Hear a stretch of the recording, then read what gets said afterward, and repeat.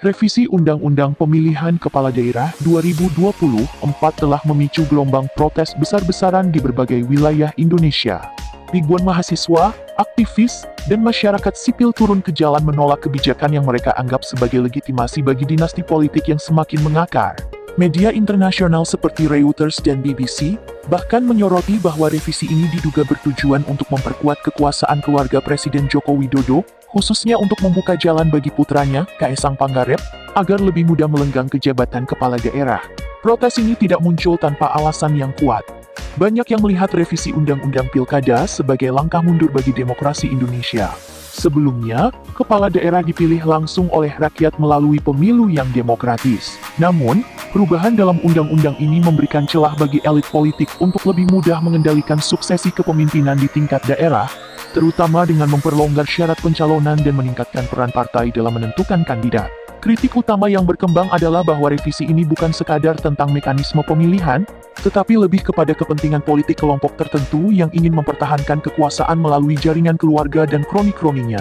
Sejumlah pakar politik menyebut revisi Undang-Undang Pilkada ini sebagai bentuk kemunduran dalam proses demokratisasi yang telah diperjuangkan sejak Reformasi 1998. Mereka berargumen bahwa keberadaan dinasti politik hanya akan memperkuat oligarki, melemahkan transparansi, dan mengurangi ruang kompetisi bagi calon independen yang memiliki potensi tetapi tidak memiliki koneksi kuat dalam lingkaran kekuasaan. Dalam banyak kasus, sistem dinasti politik telah terbukti menghambat regenerasi kepemimpinan yang sehat dan inovatif, karena kandidat yang terpilih bukan berdasarkan kapabilitas, melainkan hubungan darah dan kekuasaan.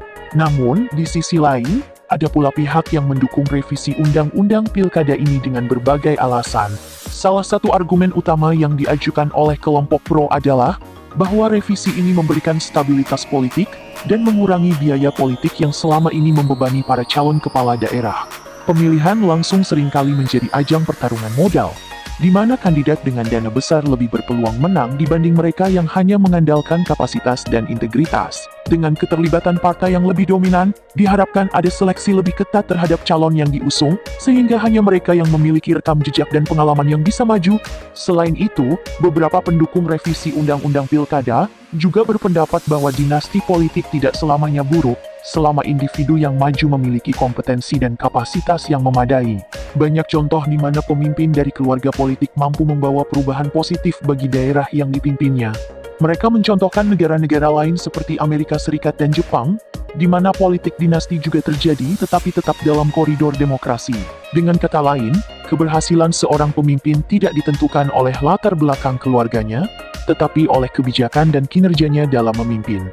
Dalam konteks Kaesang Pangarep, beberapa pihak berpendapat bahwa kritik yang diarahkan kepadanya lebih banyak bersumber dari sentimen negatif terhadap Presiden Joko Widodo daripada dari evaluasi objektif terhadap kapasitasnya sebagai calon pemimpin daerah.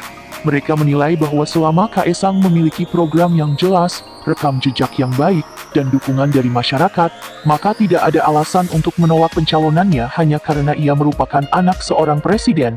Pada akhirnya, polemik revisi Undang-Undang Pilkada 2024 ini mencerminkan ketegangan antara dua pandangan yang berbeda,